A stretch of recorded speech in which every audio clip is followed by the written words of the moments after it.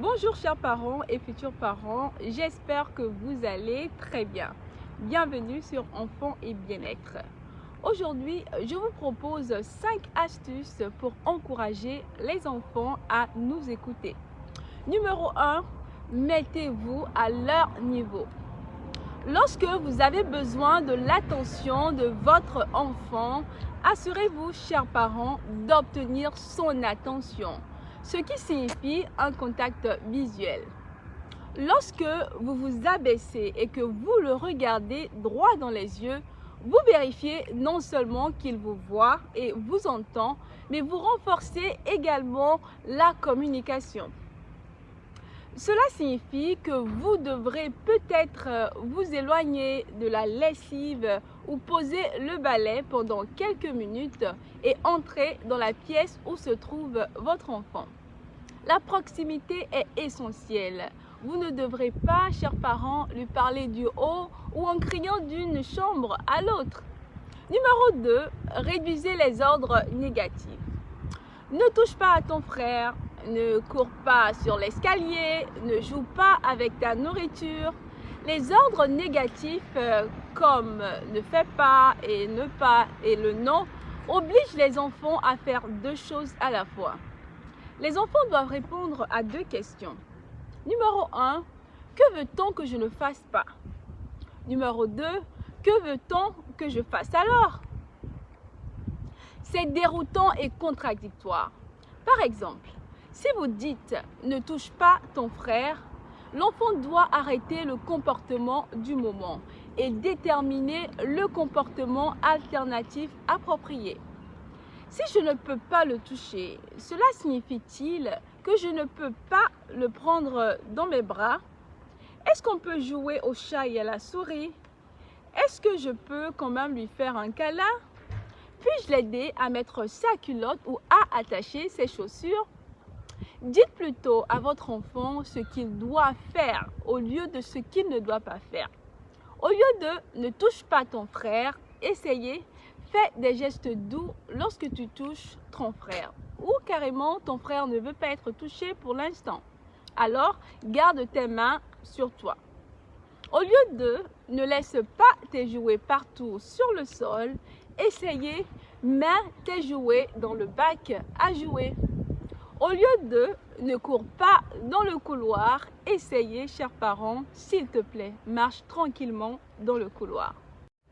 Numéro 3, assurez-vous que l'enfant a compris. Un moyen simple de vous assurer que votre enfant vous a entendu et qu'il a compris est de lui demander de répéter ce que vous avez dit. Dans le domaine médical, des études ont montré que 40 à 80% des informations que les médecins transmettent à leurs patients sont soit complètement oubliées, soit mal comprises. Et n'oubliez pas qu'il s'agit ici d'adultes, pas d'enfants. Pour lutter contre cette incompréhension, les médecins ont commencé à utiliser une méthode qui consiste à demander aux patients de répéter aux médecins les instructions du traitement qu'ils viennent de recevoir.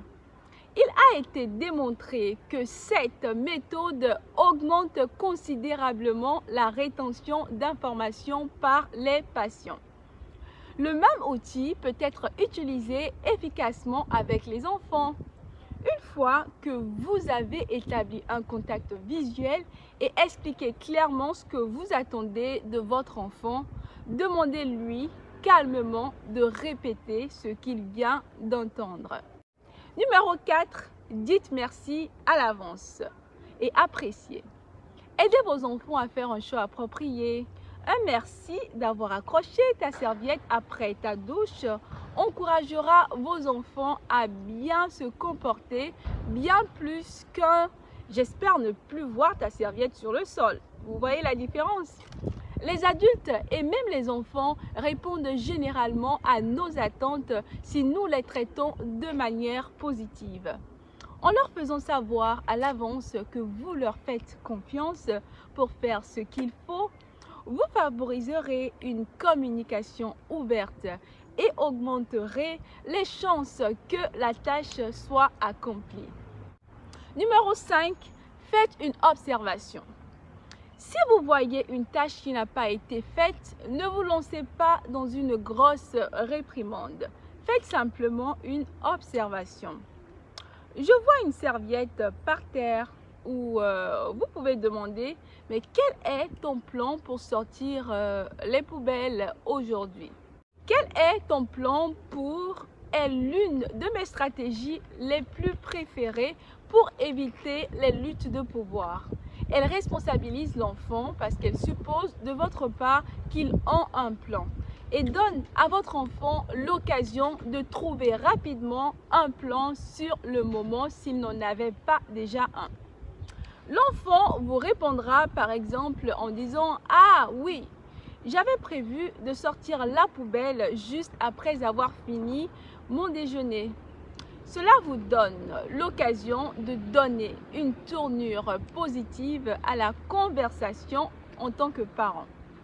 Et vous pouvez répondre « Ah, c'est vraiment génial, j'apprécie vraiment ton aide, mon chéri. » Récapitulons à présent, chers parents. Nous avons parlé de 5 astuces pour encourager les enfants à nous écouter. Numéro 1, mettez-vous à leur niveau. Numéro 2, réduisez les ordres négatifs.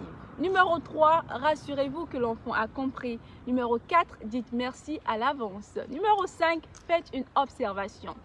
Essayez ces 5 astuces et soyez cohérents et petit à petit, vous verrez que vos enfants seront plus disposés à vous écouter et suivre vos instructions. Merci aux chers parents et futurs parents de m'avoir suivi. On se retrouve très bientôt.